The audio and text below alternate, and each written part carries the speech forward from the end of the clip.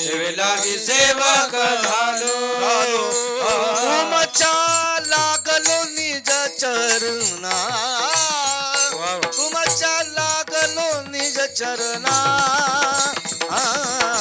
अहो स्वामी तुकया देवा देवा अहो स्वामी तुकया देवा तुमच्या लागलो निज चरणा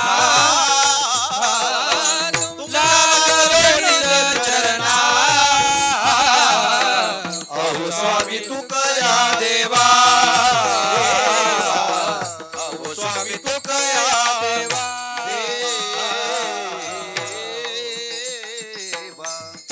सेवेला की सेवक झालो तुमच्या लागलो निज चरणा अहो स्वामी तुकया देवा यावरी न करावा अव्यरुले कोराचे हित वाहे किंवा जाणे माऊलीचे चित्त ऐसी कळवळ्याची जाती करी लाभावी न प्रीती कैवल्य साम्राज्य चक्रवर्ती विश्व माऊली ज्ञानोबराया वारकरी संप्रदायाच्या कलशास्थानी विराजमान असणारे जगद्गुरु तुकोबराया ब्रह्ममूर्ती सोपान काका सद्गुरु जोग महाराज आदी करून सकल संतांच्या चरणी साष्टांग नमन करून दुःखित अंतकरणाने जमलेला सर्व जनसमुदाय आणि ज्या मातेचा पुण्यस्मरणात्मक 13व्याचा विधी या ठिकाणी संपन्न होतोय कैलासवाशी सौभाग्यवती द्वारकाबाई ज्ञानोबा वहिले या मातेच्या पवित्र स्मृतीस अभिवादन करून सेवेला सुरुवात. विठाल विठाल विठाल 13 दिवसापूर्वी या मातेचं वृद्धोपकाळाने अल्पशा आजाराने प्राणोत्क्रमण झालं आणि हिंदू धर्माच्या परंपरेने हिंदू धर्माच्या रीतिरिवाजाप्रमाणे संस्काराने या मातेचा 13व्याचा विधी या ठिकाणी संपन्न होत असताना वहिले परिवाराच्या वतीने मी नंतर नामोल्लेख करणार आहे. वहिले परिवाराच्या वतीने ज्यांनी या ठिकाणी मला हे निमंत्रण दिलं या परिवारातील असणारे स्नेही राहुल शेठ चितळकर पाटील असतील, सुनील भाऊ रानवडे असतील, आमचे सुनील महाराज मानवकर पाटील असतील, या वहिली परिवाराच्या वतीने यांनी या ठिकाणी निमंत्रण दिलं आणि आमच्या सगळे आळंदीकर गुरुबंधू मंडळी या ठिकाणी उपस्थित आहेत. खरं तर आपण आळंदीमध्ये राहतो. विश्वमाऊली ज्ञानोबरायांच्या पदस्पर्शाने पावन झालेली ही भूमी, ज्ञानोबरायांच्या समाधीने पावन झालेली ही भूमी आणि या भूमीमध्ये ज्ञानोबरायांची सेवा करण्याचं भाग्य या परिवाराला लाभलं. मी पुढे बोलणार आहे परंतु थोडं विकू कमी करत आता. आज 13व्याचा विधी या ठिकाणी संपन्न होतोय. आदरणीय आपल्या सर्वांचे लाडके आपल्या भागाचे नेते पुणे जिल्ह्याचे नेते रामशेठजी या ठिकाणी समोर बसलेत. खरं तर आम्ही लहानपणापासून त्यांना पाहतोय. हिंदू धर्म हा पूर्ण विश्वामध्ये एक आदर्शवत धर्म म्हणून मानला गेलेला आहे. कारण हिंदू धर्माला पूर्ण 184 देशामध्ये मान्यता आहे. 184 देश या हिंदू धर्माकडे एक आदर्शप्रिय धर्म म्हणून पाहते. का पाहते? कारण या पूर्ण विश्वाला माहिती आहे की या विश्वामध्ये शांती जर नांदायची असेल, या विश्वाला समतेचा भाव जर नांदायचा असेल, या विश्वामध्ये निर्वैर जर जगायचं असेल, तसा एकच धर्म या विश्वामध्ये क्रांती करू शकतो आणि त्या धर्माचं नाव आहे हिंदू धर्म. विठाला विठाला आणि म्हणून पूर्ण संपूर्ण जग या हिंदू धर्माकडे एक आदर्शप्रिय धर्म म्हणून पाहते. काही लोक म्हणतील आपण हिंदू धर्मामध्ये जन्माला आलो म्हणून आपला धर्म श्रेष्ठ आहे का? तर नाही. कारण आपल्या धर्माला पौराणिक काळापासून वेदोक्त काळापासून मान्यता आहे. तर या धर्माला काही परंपरा आहेत. या हिंदू धर्माला 4 वेदांची परंपरा आहे. या हिंदू धर्माला 6 शास्त्रांची परंपरा आहे. याच हिंदू धर्माला 18 पुराणांची परंपरा आहे. या हिंदू धर्माला देव संत ऋषी मुनी जपी तपी योगी ध्यानी या सर्वांची परंपरा आहे. आणि या हिंदू धर्माला 16 संस्कारांची परंपरा आहे. विठाला विठाला आपल्या धर्मामध्ये आईच्या गर्भामध्ये प्रवेश केला तिथपासून जी संस्कारांची पद्धत आहे ते शेवटी माणूस निघून जरी गेला निजधामाला त्याच्यानंतरही काही कालावधीमध्ये त्याचे संस्काराची विधी या ठिकाणी संपन्न होतात.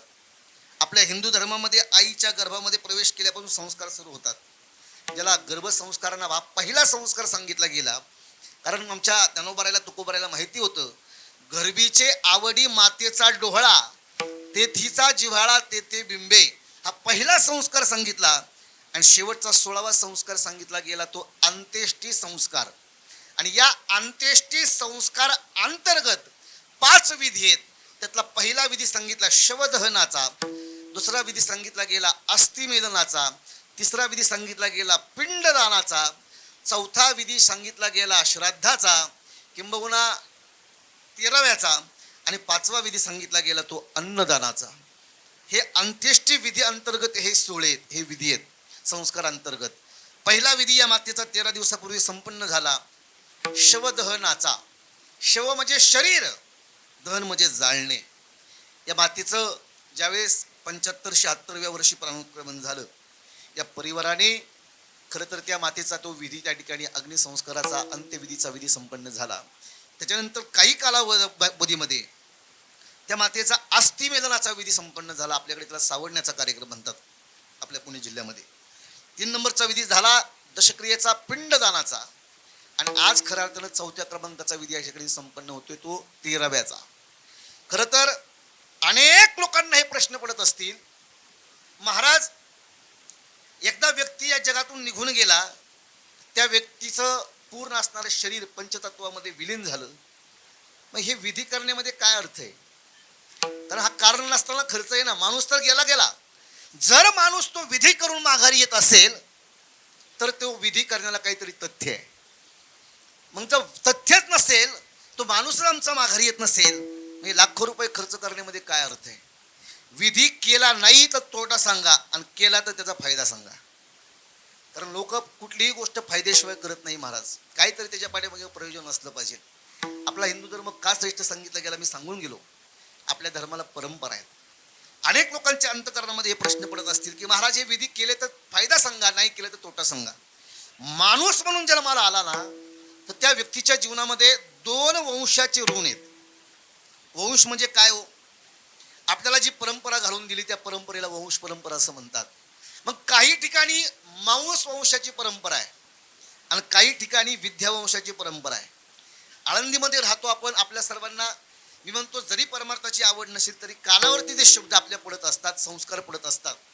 खरं तर मग हे आळंदीमध्ये नावाजलेले जे काही घराणे सांगितले गेले, सगळे बिचारे जिथले स्थायिक लोक असतील, या स्थायिक लोकांचे पारमार्थिक लोकांवरती फार मोठे परोपकार आहेत. कारण यांचेच मधुकरी खाऊन आम्ही कीर्तनकार महाराष्ट्रभर झालेले. यांचे परोपकार आहेत.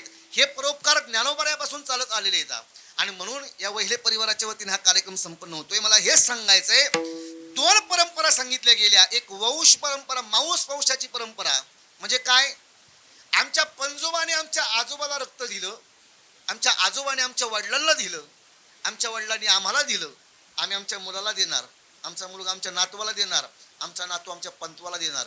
ही रक्ताच्या परंपरा सांगितली गेली. या रक्ताच्या परंपरेला मांस वंशाची परंपरा म्हणतात. आणि दुसरी परंपरा सांगितली गेली ती विद्यावंशाची. आदिनाथ गुरु सकळ सिद्धांचा मचिंद्रतयाचा मुख्य शिष्य मचिंद्राने बोध गोरक्षासी केला. गोरक्ष वळला गहिनी प्रती, गहिनी प्रसादे निवृत्ती दातार ज्ञानदेवा सार चोजविले. ज्ञानोबा सांगतात ही विद्यावंशाची परंपरा आहे. आणि हिंदू म्हणून जन्माला आल्यानंतर, जीव म्हणून जन्माला आल्यानंतर त्या व्यक्तीच्या जीवनामध्ये या 2ही वंशाचे उपकार आहेत. मांस वंशाचेही उपकार आहेत कारण त्यांनी आम्हाला परंपरेत जन्म दिला, आणि विद्यावंशाचेही उपकार आहेत. त्यांनी आम्हाला विद्यावंश परंपरेमध्ये आम्हाला त्यांनी ज्ञानाचं गहन असणारं गुह्य ज्ञान त्यांनी आम्हाला पोचवलं. म्हणून या 2ही वंशाच्या उतराईतून, ऋणातून उतराई होण्यासाठी आजचे हे विधी आहेत. मग हे विधी करावे लागतात का? करावे लागतात. तुकोबाराला विचारा. पिंड पदावरी पिंड पदावरी, पिंड पदावरी, पिंड पदावरी, तिला आपुलिया करी, तिला आपुलिया करी, तिला बोलिया करी.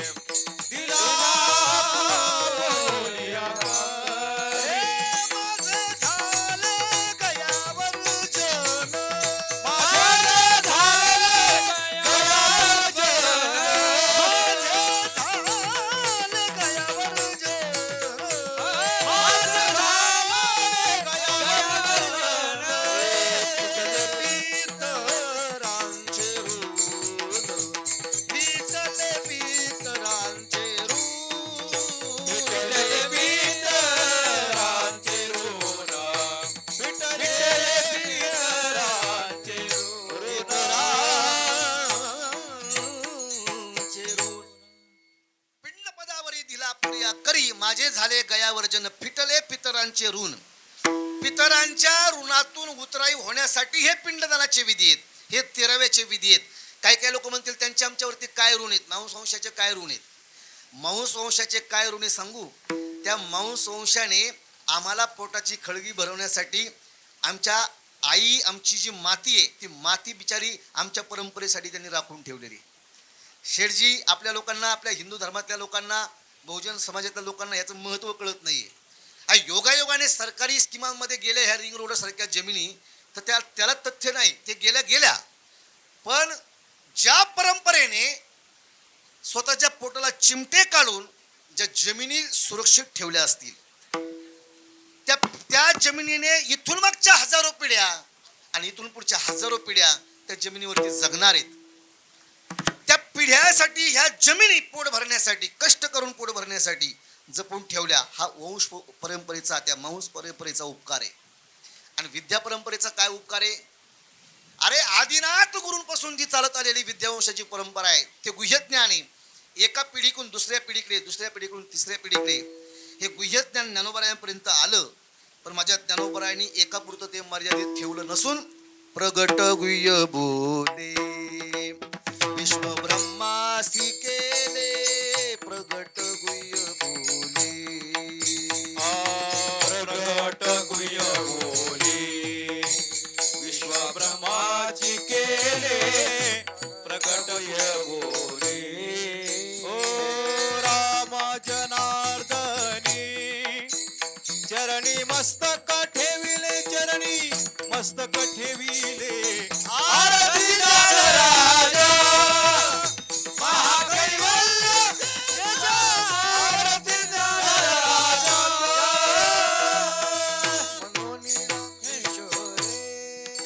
चरणी मस्तक ठेविले, चरणी मस्तक ठेविले. आरती राजा महाकैवल्य तेजा, आरती राजा.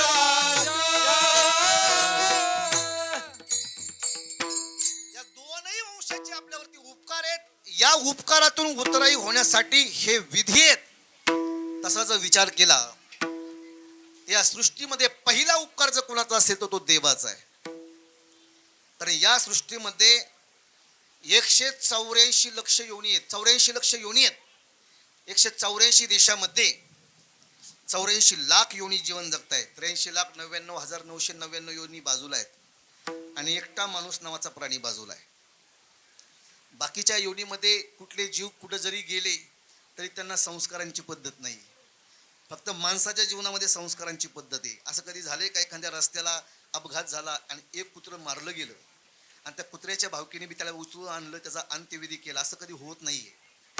फक्त हे ज्ञान माणसाच्या जीवनामध्ये आहे. माणूस म्हणून जन्माला आल्यानंतर त्याच्यावरती पहिला उपकार देवाचा आहे, कारण देवाने जीव दिलेला आहे. जेने हा जीव दिला दान, तयाचे करीन चिंतन जगजीवन, नारायण गायन गुण तयाचे. पहिला उपकार देवाचा आहे. ऐका, लक्ष देऊन कळेल. आज एका आदर्श मातेचं 13व्याचा विधी संपन्न होतोय. पहिला उपकार या विश्वामध्ये देवाचा आहे. देवाच्याही पुढे एक पाऊल जिचा उपकार आहे तिचं नाव आहे आई. काय काय लोक म्हणतील देवापाशी कसा पुढे उपकार आहे. देव तुम्हाला जीव देऊ शकतो, परंतु तो देव तुम्हाला उदर देऊ शकत नाही. आम्ही आमच्या कर्तृत्वाने इथं आल्यानंतर राजकीय, शासकीय, आध्यात्मिक पद भोगू शकतो. शेठजी, आपल्या कर्तृत्वावरती, आपल्या बुद्धी कौशल्यावरती, आपल्या शारीरिक, कौटुंबिक, सामाजिक बळावरती आपण ही पद भोगू शकतो. ते राजकीय असतील, आध्यात्मिक असतील, शासकीय असतील. इथं आल्यानंतर तुम्ही हिमालयाची उंची गाठू शकता, पण या पृथ्वी तलावावरती पहिलं पाऊल ठेवण्यासाठी जागा जर कोण देत असेल तर ती आई देते. देवाला सुद्धा इथं जन्माला यायचं ठरलं. निर्गुण असणारा परमात्मा सगुण साकार ज्या दिवशी व्हायचं होतं ना, त्या दिवशी एका आईच्याच उदराचा आश्रय घ्यावा लागलेला आहे. प्रभू रामचंद्र जन्माला आले, माता कौसल्याच्या उदराचा आश्रय घेऊन जन्माला आले. भगवान श्रीकृष्ण जन्माला आले, माता देवकीच्या उदराचा आश्रय घेऊन जन्माला आले. माझे ज्ञानोबराय संत सोपान काका जन्माला आले, माता रुक्मिणी पंतांच्या उदराचा आश्रय घेऊन जन्माला आले. माझे छत्रपती शिवाजी महाराज जन्माला आले, मासाहेब जिजाऊंच्या उदराचा आश्रय घेऊन जन्माला आले. छत्रपती संभाजी महाराज जन्माला आले, आईसाहेब सईबाईंच्या उदराचा आश्रय घेऊन जन्माला आले. इथं प्रत्येक जो जीव म्हणून जन्माला आला त्यांनी एका आईच्या उदराचा आश्रय घेऊनच जन्म घेतलेला आहे. म्हणजे तुम्ही असू द्या, मी असू द्या, इथं येण्यासाठी देवाचा जरी उपकार असेल, देवाने आईच्या गर्भामध्ये जीव आणून सोडला असेल, पण गर्भामध्ये जागा देणं सोपं नाही हो. 9 महिने 9 दिवस जागा दिलेली. 9 महिने 9 दिवस जागा देऊन त्यानंतर ती प्रसूत झाली आणि या पृथ्वी तलावरती पहिलं पाऊल ठेवण्यासाठी जिने या शास्त्रीची रामकृष्ण हरी विठाला विठाला विठाला विठाला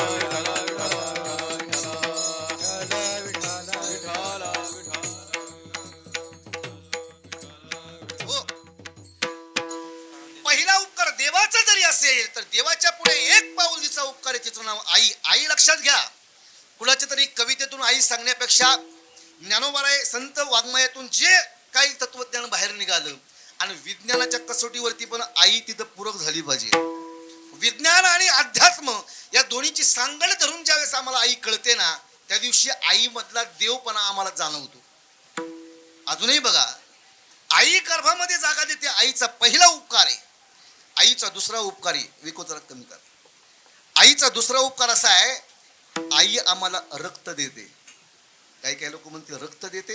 हो, आज विज्ञान इतकं पुढे गेलंय.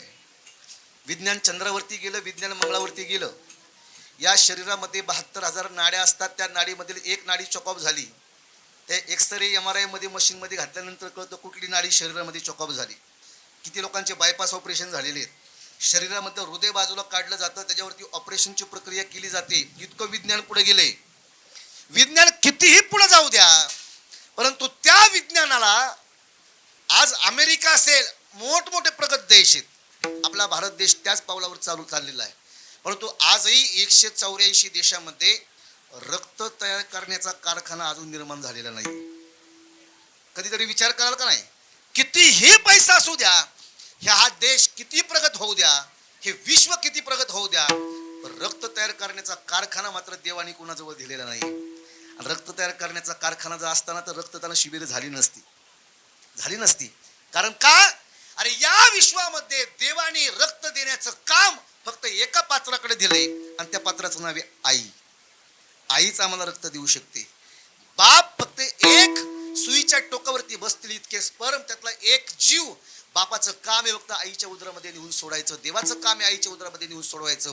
पण त्या जीवाला रक्त पुरवायचं काम फक्त आई करते. आईच रक्त देते. म्हणून जुनी म्हण आहे आपल्या पुणे जिल्ह्यातली. माझा तालुका जरी पुरंदर असेल तरी माझं 36 वर्षातले 27-28 वर्ष माझ्या आळंदीतच गेले. त्यामुळे आळंदीतले बऱ्यापैकी चेहरे आम्हाला माहिती येतात. रक्त ज्या वेळेस रक्ताचा संबंध सांगायचा असेल तर लोक ऐकलं पाहून म्हणतात तिचा माझा रक्ताचा संबंध आहे. सहज लोक म्हणतात तिचा माझा रक्ताचा संबंध आहे. कारण आईच रक्त देऊ शकते. आई रक्त देते. काही काही लोक म्हणतील आम्हाला रक्त, तर रक्तपिढी पण देते, ज्याला ब्लड बँक म्हणतो आपण. एखाद्या माणसाचा अपघात झाला, आईचा सगळ्यात मोठा चमत्कार ऐका. रक्त अपघात झाला, रस्त्याने ॲक्सिडेंट झाला, तर त्या ॲक्सिडेंटमध्ये डोक्यातलं शरीरातलं 1 लिटर रक्त जर वायाला गेलं तर माणूस मरण्याची शक्यता असते. त्याचा BP लो होतो, माणसाला अटॅक येतो, माणूस संपून जातो. म्हणून रक्तदान घेणारे जे आहेत ना, ते महाराष्ट्र केसरी जरी पहिलवान असेल ना तरी त्याच्या शरीरामधलं जास्तीत जास्त 200 ml 250 ml रक्त काढतात. आता महाराष्ट्र केसरी म्हणून काढा 4 लिटर असं नाही होत ते. कारण त्यांना माहिती असतं रक्त शरीरातलं 1 लिटर वायाला गेलं तर माणूस मरण्याची शक्यता असते. बघा, मग ते डॉक्टर सांगतात त्याचा अपघात झाला, त्याला रक्त भरावं लागेल. याला रक्त भरावं लागेल म्हटल्यानंतर त्याचा रक्तगट चेक केला जातो आणि त्याचा जो रक्तगट आहे, लक्ष देऊन ऐका, कळेल, आईचं महत्व कळेल. बघा, त्याचा जो रक्तगट असतो त्याच रक्तगटाचं रक्त त्याला भरलं जातं. बाबा, त्याचा जर A पॉझिटिव्ह असेल आणि रक्तपेढीमध्ये A पॉझिटिव्ह रक्त शिल्लक नसेल तर मग O पॉझिटिव्हचं भरून जमेल का? नाही. तर विभिन्न गटाचं रक्त शरीरामध्ये चालत नाही. या शरीराला विभिन्न गटाचं रक्त चालत नाही. राजकारणामध्ये कुठलाही गट कुठे चालतो तो भाग सोडून द्या, पण शरीराला चालत नाही. का? कारण शरीरामध्ये विभिन्न गटाचं रक्त भरलं तर माणसाला रोग होण्याची शक्यता आहे, माणूस मरण्याची शक्यता आहे. या विश्वातला सगळ्यात मोठा चमत्कार सांगतो ऐका. वारकरी संप्रदाय चमत्कारावरती विश्वास ठेवत नाही, पण वस्तुस्थितीवरती विश्वास ठेवतो. आईच्या गर्भामध्ये वाढणाऱ्या बाळाचा रक्तगट वेगळा असतो आणि रक्त देणाऱ्या आईचा रक्तगट वेगळा असतो. विभिन्न गटाचं रक्त 9 महिने 9 दिवस तर जगवतंय, या सृष्टीमध्ये 100 वर्षासाठी तो देह आणून सोडतोय. हा चमत्कार आहे. विठाला विठाला. आई आम्हाला गर्भामध्ये जागा देते, आई आम्हाला रक्त देते. आईचा तिसरा उपकार आहे आमच्यावरती, आई आम्हाला हाडं देते. काही काही लोक म्हणतील हाडं, हो, आपल्या आळंदीमध्ये 4-4, 10-10 मजल्याच्या आता इमारती उभ्या राहतात. ह्या इमारती ज्या वेळेस 10-10 मजल्याच्या उभ्या करायच्या असतील तर त्या 10 मजल्याची इमारत उभी राहण्यासाठी स्टीलची गरज आहे, लोखंडाची गरज आहे. तसं नरदेहरूपी इमारत जो उभी करायची असेल तर त्यासाठी हाडांची गरज आहे. आणि ही हाडं देण्याचं काम आई करते. कशी? आईच्या दुधापासून मिळणारं जे कॅल्शियम आहे, त्या कॅल्शियम पासून ही हाडं तयार होतात, त्या कॅल्शियम पासून ही हाडं मजबूत होतात. म्हणून आजही बघा, त्या आईच्या दुधापासून निर्माण झालेल्या हाडाला अग्नी जाळू शकत नाही. या विश्वामध्ये पंचमहाभूतामध्ये अग्नीचा नंबर आहे. अग्नी संपूर्ण जगाला जाळण्याची ताकद आहे अग्नीमध्ये, परंतु आईच्या दुधापासून निर्माण झालेल्या हाडाला जाळण्याची ताकद नाही. काही काही लोक म्हणते, उदाहरण सांगतो बघा, अग्नीची ताकद किती आहे. हा आपला परिसर धरा 500 एकरचा. 500 एकरच्या परिसरामध्ये 10 फूट गवताची गंज लावलेली. गवताची गंज आता गावातल्या लोकांना कळेल, ग्रामीण भागातल्या लोकांना कळेल. 10 फूट 500 एकर मध्ये गवताची गंज आहे. ती गवताची गंज जर पेटवायची असेल तर पुण्यातून किती ट्रक काड्या पेट्या मागवावं लागतील? झोपले तर काय, जागेत ना सगळे. जर 500 एकर गवताची गंज असेल तर मी म्हणतो ट्रक नाही हो, 1 रुपयाची माचीस, आणि त्या माचीस मध्ये 20 काड्या असतात, त्यातली एक काडी. एका काडीची किंमत किती आहे? एक काडी 5 पैशाला आहे. अशा 20 काड्यांची किंमत झाला 1 रुपया. म्हणजे 1 रुपयाच्या माचीस मध्ये 20 काड्या असतात. त्या काडीची किंमत फक्त 5 पैसे. पण 5 पैशाच्या काडीने जर आग लावली तर 500 एकर गवताच्या गंजीची राख करण्याची ताकद तिच्यामध्ये. तृणाग्नी मेळे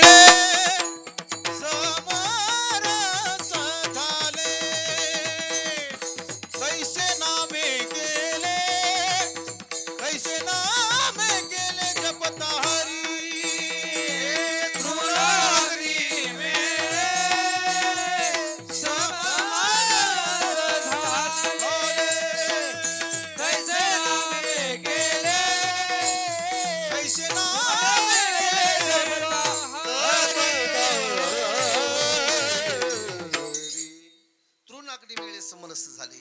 5 पैशाची काडी गवताच्या गंजीला राख करू शकते. 5 पैशाची काडी, पण तिची किंमत किती आहे? 5 पैसे. म्हणून एवढं वाक्य घरी घेऊन जा. आग लावणाऱ्या वस्तू आणि आग लावणाऱ्या व्यक्ती याची लायकी नेहमी 5 पैसे एवढीच असते. आग लावणाऱ्या वस्तू आणि आग लावणाऱ्या व्यक्ती, लक्ष देऊन ऐकलं तर कळेल. 5 पैशाच्या काडीची ताकद पूर्ण विश्वाला जाळण्याची, पण आईच्या दुधापासून निर्माण झालेल्या हाडाला मात्र ती जाळू शकत नाही. लोक म्हणतील कसं काय? माणसाचा अंत्यविधी झाल्यानंतर दुसऱ्या दिवशी आम्ही सावळायला जातो, त्या राखेमध्ये आम्हाला हात सापडतो का? नाही सापडत. पाय सापडतो का? नाही. काय सापडतं? फक्त हाडं सापडतं. मग कधीतरी विचार केला का? आमचं शास्त्र सांगतं हिंदू धर्मातलं, आई त्या राखेमध्ये आम्हाला हाडं का सापडतात? कारण त्या हाडांना सुद्धा अग्नी जाळू शकत नाही, कारण ती हाडं आईच्या दुधापासून निर्माण झालेली आहेत म्हणून. विठाला विठाला विठाला विठाला विठाला विठाला. अरे आई गर्भामध्ये जागा देते, पहिला उपकार. आई रक्त देते, आई हाडं देते, आई चालायला शिकवते, आई बोलायला शिकवते, आई तिचं सर्वस्व देते. आई काय देते याचं उत्तर महाराजांनी अभंगात सांगितलेले. लेकुराचे हित, लेकुराचे हित, लेकुराचे हित, लेकुराचे हित, लेकुराचे हित, लेकुराचे हित, लेकुराचे हित, लेकुराचे हित, लेकुराचे हित, लेकुराचे हित, लेकुराचे हित, लेकुराचे हित, लेकुराचे हित, लेकुराचे हित, लेकुराचे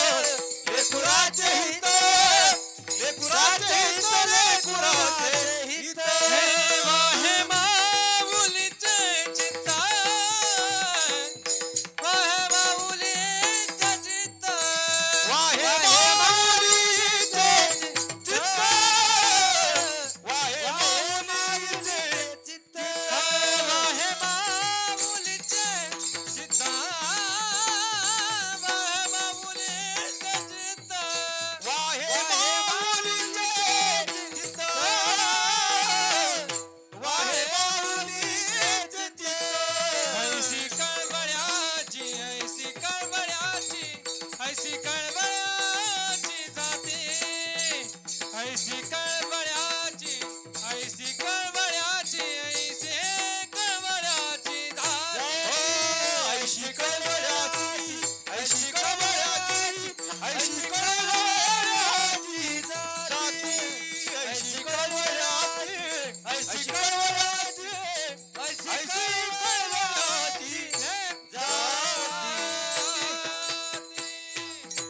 लेकुराचे हित वाहे माऊलीचे किंवा जाणे माऊलीचे चित्त. आईचा जर एवढा मोठा उपकार असेल लेकरावरती, गर्भामध्ये जागा देणं, रक्त देणं, हाड देणं, तर सर्वस्व लेकुराचं हित पाहण्याची ताकद, हित करण्याची, भलं करण्याची ताकद फक्त एका आईमध्ये. म्हणून आमच्या शास्त्राने आम्हाला पहिला दिवस सांगितला आई मातृदेवो भव, मग पितृदेव भव. पहिला आईमध्ये देव पाहायचा, आईमध्ये देव स्वरूप पाहायचं. एकदा भगवंताला कुणीतरी विचारलं, देवा 184 देश या विश्वामध्ये, 184 देशामध्ये आजच्या तारखेला जर विचार केला तर 850 कोटी लोकसंख्या जगाची आहे. एकट्या भारताची 142 आहे. महाराष्ट्राची 13 कोटी 20 लाख आहे. पुणे जिल्ह्यामध्ये खेड तालुक्यामध्ये आळंदी गावामध्ये लोकसंख्या भरपूर आहे. म्हणजे प्रत्येक जीवाजवळ जायचं तुला शक्य आहे का कलियुगामध्ये? सांगितलं माझ्याजवळ यायची गरजच नाही. नलगती सायास जावे वनांतरा सुखे येतो घरा नारायण. मग काय करावं लागेल त्यासाठी? काहीच नाही. सकळ तीर्थाची धुरे ज्ञानोबराने सांगितलं. जी एका माता पितरे तया सेवेशी कीर शरीरे लोन कीजी. पुंडलिक राया गोकुळाला गेले नव्हते, पुंडलिक राया द्वारकेला गेले नव्हते. पुंडलिकाच्या भावार्था गोकुळी होळी झाला येता. वारकरी संप्रदाय एका तत्वावरती उभा आहे. त्या तत्वाचं नाव आहे पांडुरंग परमात्मा. पांडुरंग परमात्मा संपूर्ण वारकरी संप्रदायाचं आराध्य दैवत आहे. समचरणे दृष्टी समय त्याची. म्हणून तर 18 पगड जातीतल्या संतांनी एकालाच वरलेलं आहे. एक धैला चित्ती आम्ही रखुमाईचा पती. 18 पगड जातीतले संत तिथं जातात, कारण त्या 18 पगड जातीतल्या संतांना माहितीये याच्याजवळ माझं आणि असा दुजा भाव नाहीये. इथं वैर नाहीये, इथं फक्त प्रेम आहे, इथं फक्त आनंद आहे. आणि म्हणून त्या पांडुरंगाला पाहिल्यानंतर अनंत जन्मीचे विसरलो दुःख पाहता तुझे मुख पांडुरंगा. पांडुरंग कांती दिव्य तेज झळकती.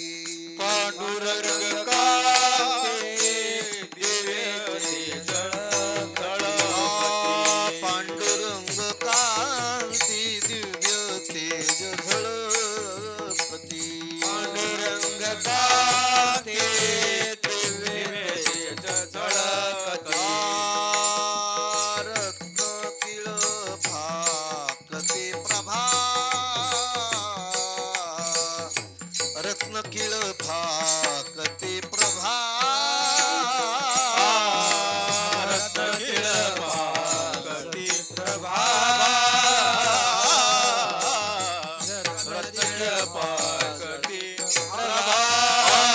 गणित लावण्य तेज पुंजाळले. गणित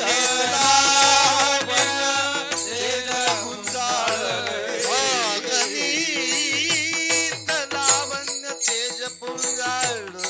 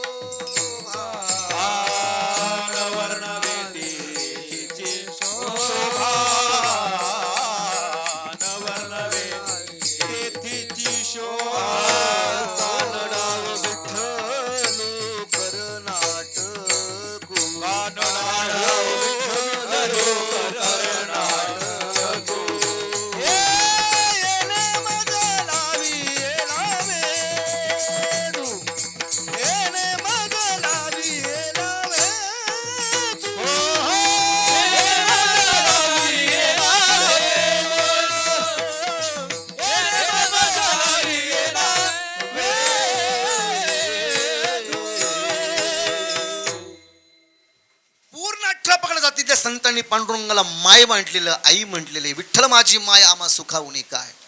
लेकराचं हित, लेकराचं भलं करण्याची ताकद एका आईमध्ये. आणि असा वहिले पर्व एका मातृत्वाला, एका आईला मुकलेला आहे 13 दिवसापूर्वी. आणि या आईच्या प्रित्यर्थ हा 13व्याचा विधी या ठिकाणी संपन्न होतोय. खरं तर आदर्श माता काय असते. कधीतरी वाना उत्पात नावाचे एक लेखक होऊन गेले पंढरपूरला, त्यांना आप्पा म्हणायची. वारकरी संप्रदायाची फार मोठी परंपरा होती. त्यांनी मातृमहिमा नावाचं एक पुस्तक लिहिलेलं आहे. म्हणजे वेदोपकाळापासून ते आता कलियुगातल्या मातां, सगळ्या आदर्श मातांची चरित्र आहेत. आदर्श माता काय असते, अशा कितीतरी कथा आपल्याला ऐकायला मिळाल्या. स्वतःचं हृदय सुद्धा आई आपल्या मुलाला देऊ शकते.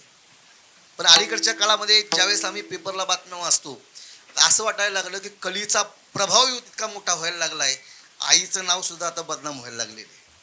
कारण आई ज्यावेळेस 4 मुलं सोडून निघून जाते, त्यांची काळजी न करता त्यावेळेस मग आईच्या या नात्यावरती मग शंका घेण्यासाठी लोकांना वाव भेटत असतो. पण आई आई असते. आमचे बाबा सांगायचे, आत्मा ईश्वर जिथे, आत्म्याचा ईश्वर जिथे नांदतो त्या पात्राला आई असं म्हणतात. म्हणून लेकराचे हित वाहे माऊलीचे सगळं आयुष्य. मला सांगा, लहानपणापासून ते एकदा मुलाला त्याच्या स्वतःच्या पायावरती उभं करण्यापर्यंत कशाही प्रकारचा लाभाशिवाय कुठल्या प्रकारची अपेक्षा न ठेवता त्याचा सांभाळ ती करत असेल. कुठल्या प्रकारचा त्यांची अपेक्षा नसते. मला एकाने सांगितलं, म्हणले महाराज, या विश्वात कोणाचीच गरज नाही हो. पैसा असल्यानंतर सगळ्या गोष्टी प्राप्त होतात. पैसा असल्यानंतर सगळं तुम्हाला मिळेल, पण आईबाप नाही मिळू शकत. पैशाने तुम्हाला मित्र भेटतील, पैशाने तुम्हाला मानणारी मित्र भेटतील, भाऊ भेटेल, बहीण भेटेल, परंतु आई आणि वडील हे 2 पात्र असेल. कारण मातृत्वाचा अंदाज काय असतो, मातृत्वाचं नातं हे आईकडून कळतं आणि अभिमान आणि जबाबदारीचं नातं हे बापाकडून कळत असतं. म्हणून आई आणि बाप या विश्वातलं सगळ्यात मोठं दैवत आहे. म्हणून माझ्या तुकोबारायांनी आईची उपमा देऊन साधू संतांना पाहिजे. तुम्ही संत माय बाप कृपावंत, संतांना आईची उपमा दिलेली आहे. कारण त्यांना माहिती आहे, लेकराचं हित जसं आई चिंतते, तसं या विश्वाचं हित, या विश्वामध्ये फक्त एकच चिंतन करतात, त्या एकच काळजी असते, त्यांचं नाव आहे संत. विठाला विठाला. आणि म्हणून या विश्वामध्ये मी तर असं म्हणेल, या विश्वामध्ये 184 देश असतील. 184 देशामध्ये 850 कोटी लोक जगत असतील. या जगण्यामध्ये येणाराही जीव आपल्या हातातला नाहीये. येणारा जन्म कुठल्या जातीत घ्यावा. स्वामी विवेकानंद ज्या वेळेस अमेरिकेमध्ये शिकागो परिषदेमध्ये भाषण देत असताना 184 देशामध्ये फिरणारं हिंदूंचं एक महात्मा असा एकच होऊन गेला, त्याचं नाव आहे स्वामी विवेकानंद. सगळ्या देशामध्ये फिरले. अमेरिकेमध्ये एक पत्रकार बाईने त्यांना प्रश्न केला, स्वामीजी, अंगावरती भगवी कपडे परिधान केलेले. सांगितलं, तो आमच्या देशाचा पोशाख आहे, संन्याशाचा पोशाख आहे, त्यागाचा पोशाख आहे, त्यागी लोकांचा हा पोशाख आहे. भगवी कपडे घातलं, कपड्यावरती जाऊ नका. अनेक लोकांच्या कपड्यावरती जातात. कारण काय असतं माहिती आहे का, जशी लोक दिसतात कपड्यात तशी ती नसतात, आणि जशी लोक असतात तशी ती कपड्यात नसतात महाराज. ते मला एकच सांगायचे, स्वामी विवेकानंदांचं वय 35-36 वर्षाचं असतील ज्या दिवशी स्वामीजी समाधी घेतली किंवा स्वामी या विश्वाला निरोप देऊन निघून गेले. पण अमेरिकेमध्ये ज्यावेळेस भाषण देत आहेत, हिंदू धर्माचं तत्वज्ञान समजून सांगतायत, ती बाई त्यांना प्रश्न करते, तुमचा हिंदू धर्म या विश्वाकडे कुठल्या दृष्टिकोनातून पाहतो? हिंदूंचा जीवनाकडे पाहण्याचा दृष्टिकोन काय? स्वामीजींनी सांगितलं, हिंदू जीवनाकडे या दृष्टीतून पाहतो, जीवन हे 3 पानाचं पुस्तक आहे. किती पानाचं पुस्तक आहे जीवन? जीवनाला 3 शब्द आहेत, पानही त्याची 3 आहेत. पहिलं पान जन्माचं आहे.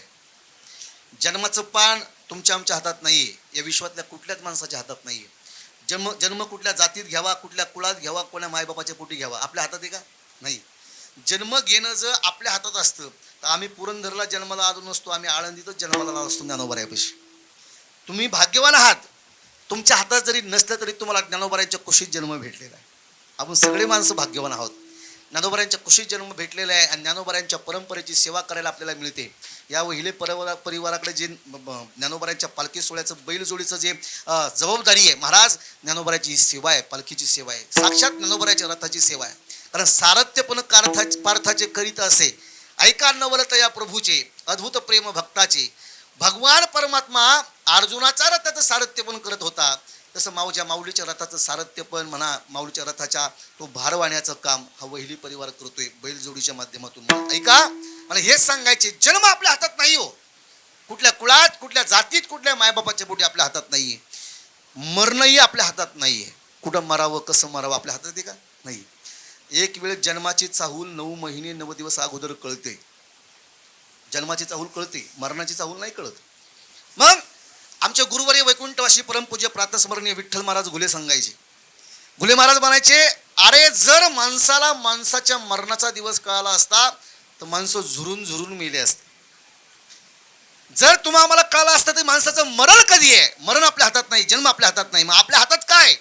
जन्म आणि मरण याच्या मधलं जे अंतर असतं, कोणी लोक त्याला जीवन म्हणतात तर कोणी लोक त्याला आयुष्य म्हणतात. हे आयुष्य जगावं कसं हे मात्र आपल्या हातात असतं.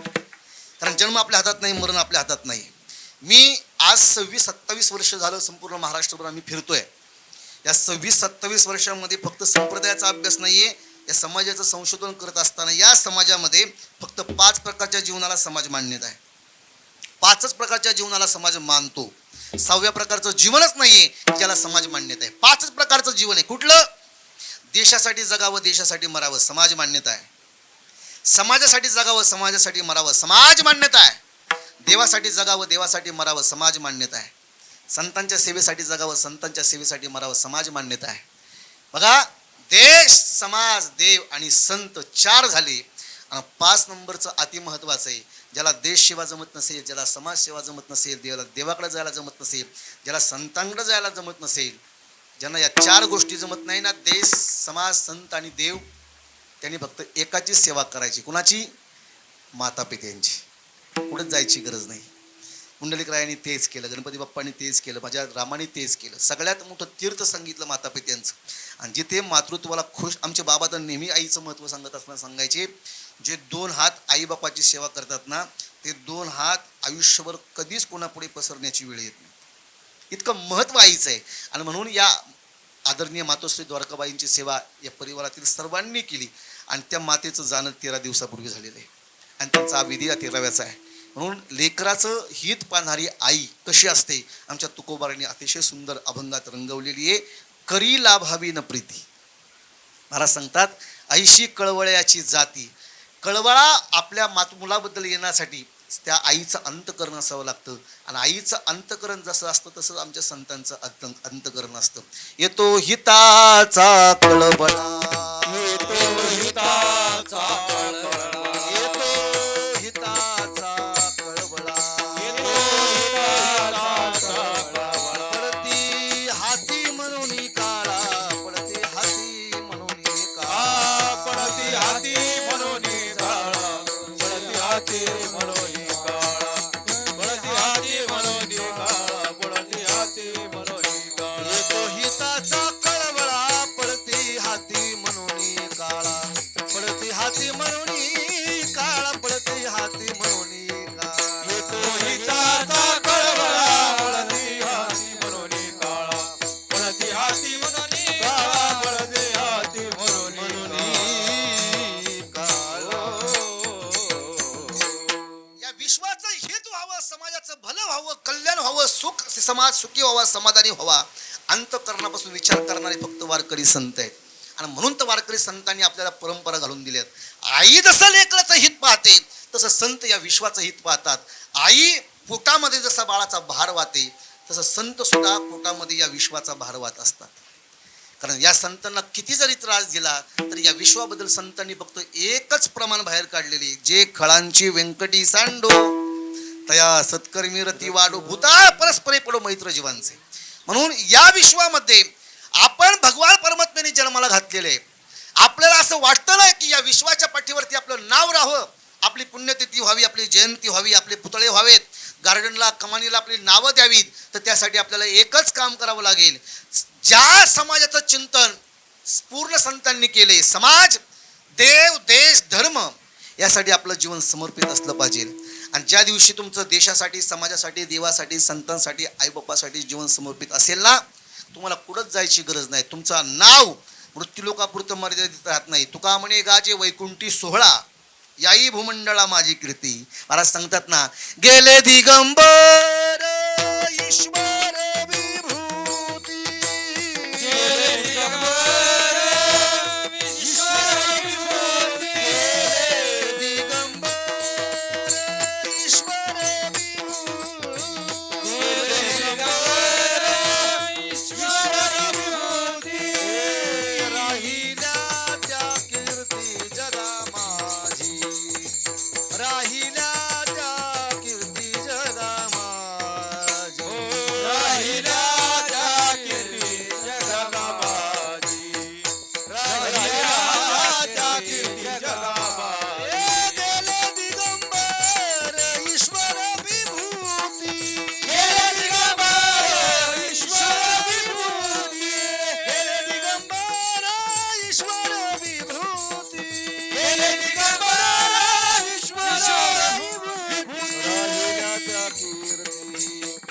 जगा माझी राहिल्या त्या कीर्ती जगा माझी राहिल्या त्या कीर्ती, जगा माझी राहिल्या राहिल्या त्या.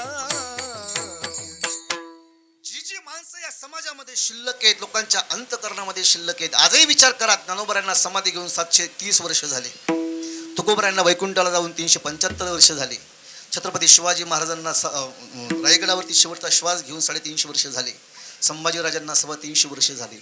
मग ही माणसं जर शेकडो वर्ष लोकांच्या हृदयात जिवंत असतील, तर माझं प्रामाणिकपणे मत असे, आपण मेल्यानंतर कमीत कमी गावच्या, भावाच्या, भावकीच्या, मित्रपरिवाराच्या 25 वर्ष तरी लक्षात राहावं. जागेत ना सगळे? मेल्यानंतर कमीत कमी लोकांनी आपल्याला 25 वर्ष तरी ध्यानात ठेवावं.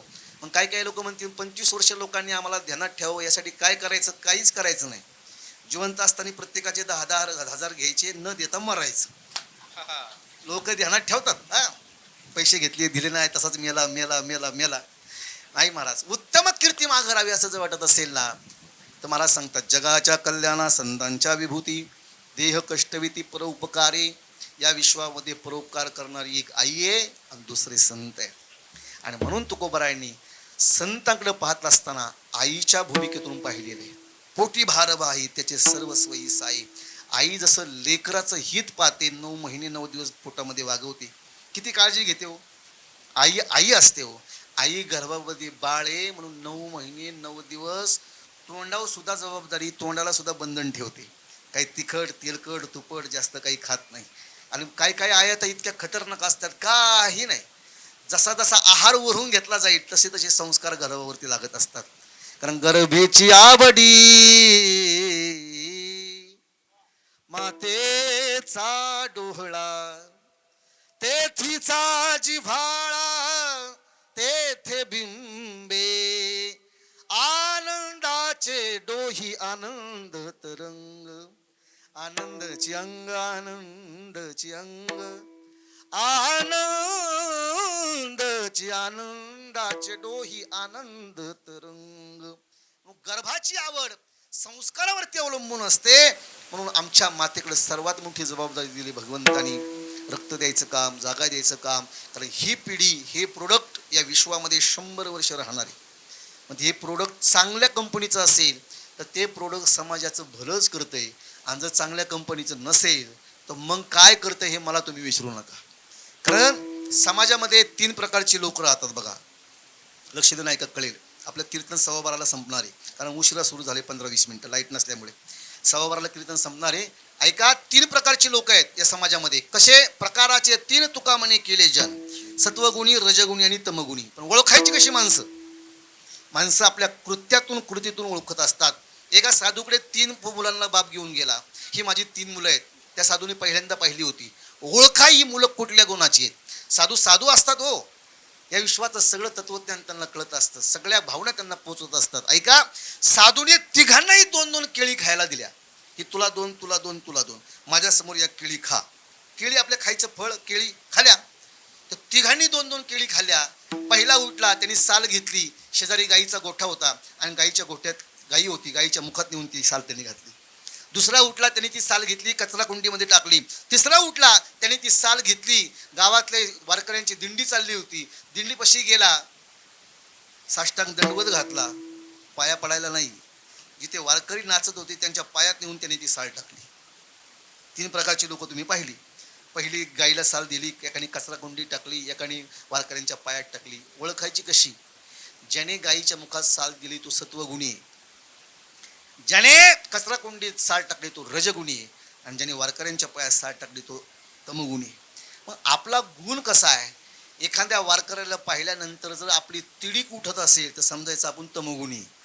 हे तिडीक हा शब्द जुना आहे बघा. तिडीक हे प्रमाणात आले तुकोबरायांच्या. पतिव्रतेची कीर्ती वाखाणिता शिंदळीच्या माथा तिडीक उठे. समाज सुधारक एखादा दिसला की लोकांची तिडीक उठती ना. तिडीक उठणं म्हणजे काय? इथं शिर फुकते बघा कपाळावरती. कायला तिडके रोग झालेला असतो. चांगली माणसं दिसली की त्यांच्या कपाळावर आठ्या उठल्याच. म्हणून तिडीक उठे तुकोबराय सांगतात, पतिव्रतेची कीर्ती वाखाणिता. म्हणून आपण आपलं जीवन जगत असताना चांगलं काम इथं सोडायचं नाही. जगाने आपल्याला, मी असं म्हणेन, जगाला चांगलं वाटावं असं म्हणण्यापेक्षा देवाला चांगलं वाटावं, आपल्या परंपरेला आपल्या कुळाला चांगलं वाटावं असं ज्या दिवशी आपलं कर्तृत्व असेल ना त्या दिवशी आपल्या जगण्याचं भलं झालं. पोटी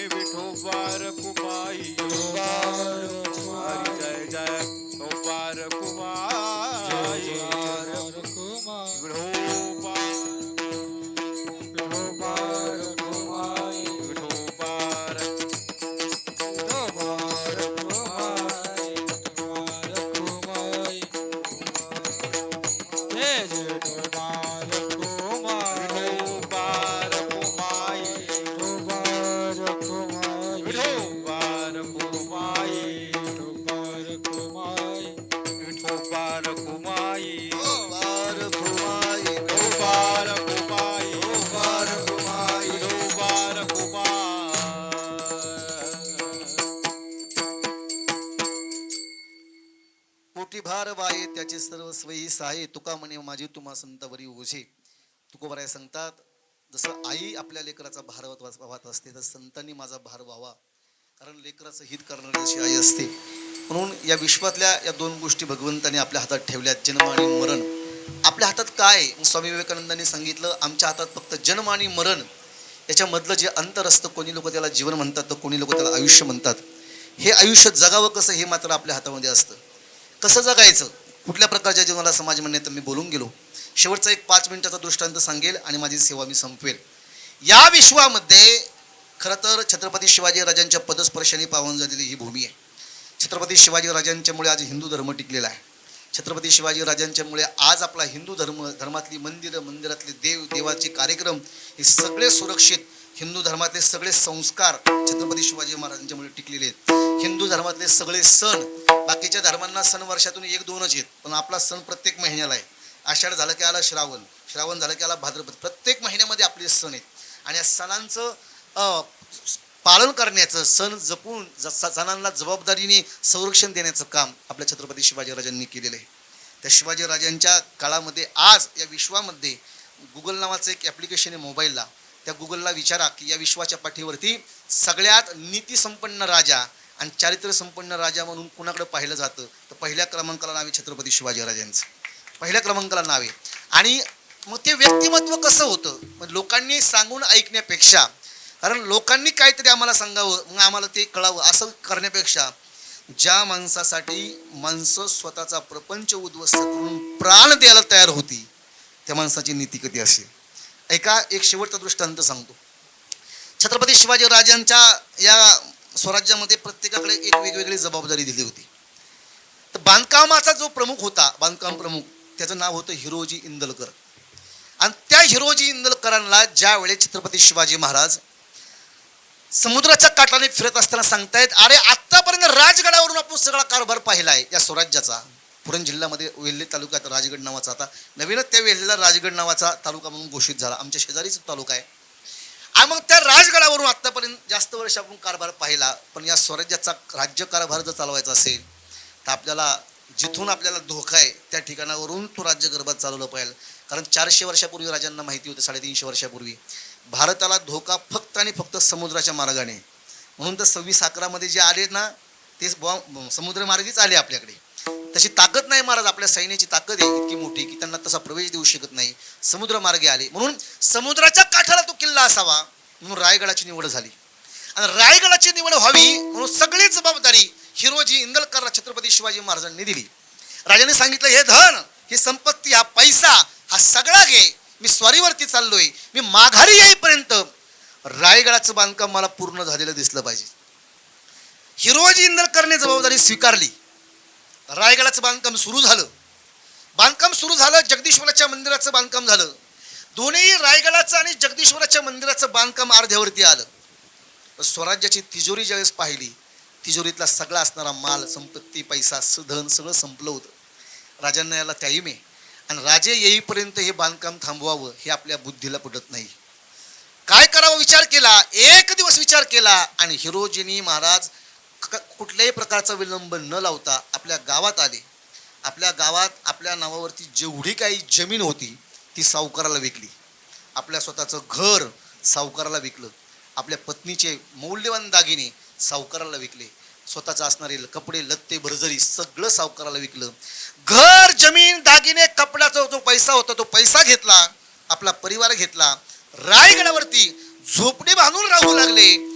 आणि रायगडाच्या बांधकामाचं, ते स्वराज्याचं बांधकाम त्यांनी पूर्ण केलं स्वतःच्या घराच्या जमिनीच्या पैशातून. इतका सुंदर नयनरम्य रायगड त्यांनी बांधला. राजांची स्वारी आली. राजांना सांगितलं सेवकांनी, हिरोजींनी सुंदर रायगड बांधला. राजांची दृष्टी रायगडाकडे गेली. राजांच्या डोळ्यात टप दिशी पाणी आलं. अरे माझ्या स्वराज्यातले मावळे किती मोठे त्यागी आहेत, इतका सुंदर रायगड बांधला. आणि त्यावेळेस राजांच्या कानाजवळ एका सेवकाने जाऊन सांगितलं, राज, हा रायगड इतका सुंदर दिसतोय ना, याचं कारण जर काय असेल तर आपल्या हिरोजींनी केलेला मोठा त्याग. स्वतःच्या मुलाबाळाचा, प्रपंचाचा विचार न करता स्वतःची जमीन विकली, घर विकलं, दागिने विकले, कपडे विकले आणि त्याच्या पैशातून हा रायगड उभा राहिलाय. राजांनी दरबार भरवला. भर दरबारामध्ये हिरोजीचा सन्मान करायचं ठरवलं. हिरोजीला असं जवळ बोलवलं मध्य चौकामध्ये. राजे सिंहासनावरून उठले, मध्य चौकामध्ये गेले आणि हिरोजीला फक्त एकच इच्छा व्यक्त केली, हिरोजी मला तुला आलिंगन द्यायचे.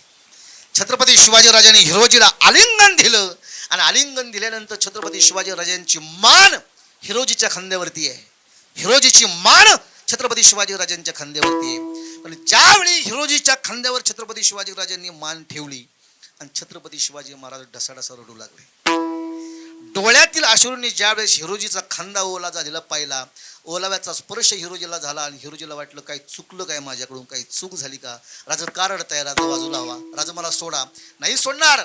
अरे तुझ्यासारखी त्यागी माणसं या स्वराज्यात आहेत, म्हणून या स्वराज्यासाठी मरावं वाटतं, म्हणून या स्वराज्यासाठी जगावं वाटतं, मरावं वाटतं. अरे तू तुझं घर विकलं, जमीन विकली, बायकोचे दागिने विकले, हा स्वराज्याचा राज्यकारभार चालण्यासाठी राजधानी म्हणून हा रायगड उभा राहिलाय. या रायगडासाठी फार मोठा त्याग हिरोजी तुझा. सांग तुला काय देऊ? राजा मला काही नको आहे. कारण का? मी सोबत येताना काही घेऊन आलो नाही आणि जाताना काही घेऊन जाणार नाही. आमच्या कबीरदास महाराजांनी आम्हाला सांगितलंय, कबीरा जब हम पैदा हुए. एखादं लहान बाळ जन्माला येतं. लहान बाळ जन्माला आल्यानंतर ते रडत रडत येत असतं आईच्या गर्भातून. पण संपूर्ण जग आनंदाने हसत असतं. पण त्या मुलाने असं कर्तृत्व करावं, असं क्रांती करावी, हसत हसत या जगाचा निरोप घेऊन जावा आणि त्याच्या कर्तृत्वाने त्याच्या आठवणीने पूर्ण विश्वाने रडावं, असं आमच्या ज्ञानोबारांनी सांगितलं, आमच्या संतांनी सांगितलं, सगळ्या विश्वाने सांगितलं. कबीरदास महाराज सांगतात, कबीरा जब हम पैदा हुए जग हसे हम रोए. कबीरा ऐसी करनी करके चल हम हसे जग रोए. कबीरा कबीरा चदरिया झीनी रे झीनी, झीनी रे झीनी चदरिया, झीनी रे झीनी. राम नाम रस भीनी चदरिया, झीनी रे झी. हो, या शरीराला कबीरदास महाराजांनी चादरीची उपमा दिलेली. चादर जशी जीर्ण होती ना, तसं शरीररूपी चादर समाजाच्या सेवेसाठी, देशाच्या सेवेसाठी जीर्ण व्हावी. आणि मग सांगितलं, मला काही नको देवा, काही नको महाराज, मला काही नको, मागावं लागेल, तुम्ही मला द्याल, मागून तर बघ. आज तो या छत्रपती शिवाजी राजाला त्याचा प्राण जरी मागितला तरी तो प्राण द्यायला तयार आहे. राजा मला काही नको आहे, माझी एक शेवटची इच्छा पूर्ण करा. हा रायगड मी बांधला, जगदीश्वराचं मंदिर मी बांधलं, या मंदिराला काही पायऱ्या आहेत, त्या एका पायरीवरती नाव कोरण्याची अनुमती द्या. राजे म्हणले, गडाला मी नाव देतो ना, हिरोजी गड म्हणून या रायगडाकडे पाहू नको राज. का? ज्या राजाने स्वराज्य निर्माण केलं, त्या राजाने स्वतःच्या आईचं, स्वतःचं, बापाचं, भावाचं, मुलाचं, सोनाचं नाव एका पण गडाला दिलं नाही. वा, काय मोठं आश्चर्य आहे. एका पण गडाला छत्रपती शिवाजी राजांचं नाव नाहीये. आज आम्ही म्हणत असू एकाही गडाला नाव नाही. मग माझं जर तुमचं नाव एका गडाला नसेल तर माझं नाव कशाला देता राज? मग पायरीवरती नाव कोरण्याची अनुमती का मागतायस? कारण ज्या ज्या दिवशी तुम्ही रायगड मुक्कामी असाल त्या त्या दिवशी तुम्ही जगदीश्वराच्या मंदिरामध्ये दर्शनासाठी जाल. मंदिरामध्ये दर्शनासाठी जात असताना तुमचे पाय त्या पायरीवरती पडतील, किंबहुना पायरीवर कोरलेल्या माझ्या नावावरती पडतील.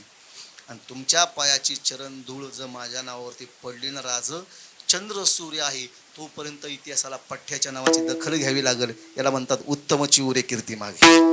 आजही तुम्ही रायगडावरती जा, रायगडावरती हिरोजी इंदलकरचं नाव आजही पाहायला मिळतं.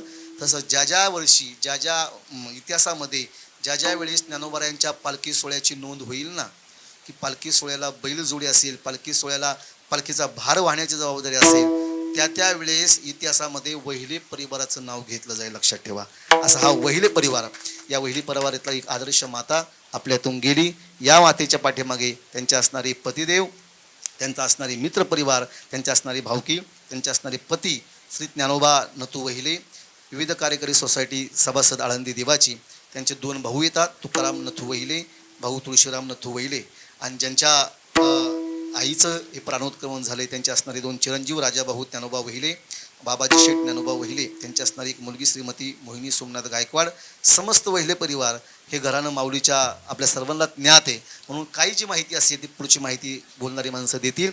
या परिवाराच्या वतीने ज्यांनी मला हे निमंत्रण दिलं, आळंदीचे माजी नगराध्यक्ष राहुल शेठ चितळकर पाटील असतील, त्याचबरोबर आमचे पाहुणे सुनीलजी रानवडे साहेब असतील, आणि ज्यांनी हे पूर्ण कार्यक्रमाचं नियोजन केलं भजनाचं याचं, हरिभक्तपरायण युवारत्न सुनील महाराज मानोदकर पाटील असतील, आमचे माऊली महाराज या ठिकाणी वाजवायला येतात, आमचे आळंदीकर सगळे गुरुबंधू मंडळी गणेश महाराज येतात, आमचे संदीप महाराज येतात, आणि आपण सर्वच जण ज्यांची सुंदर साऊंड सिस्टीम या ठिकाणी संपन्न होते हे खंडू शेठ कांबळे या ठिकाणी उपस्थित येतात.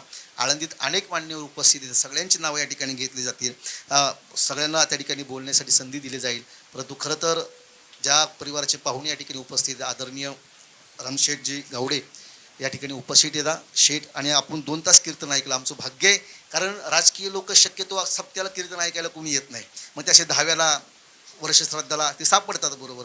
आणि मग काय होतं, चांगले चांगले विषय हाताळण्यासाठी आम्हाला हेच व्यासपीठ जरा बरं वाटतं, सामाजिक बांधिलकी म्हणून. आणि म्हणून आज या परंपरेचा हा विधी या ठिकाणी संपन्न होतोय.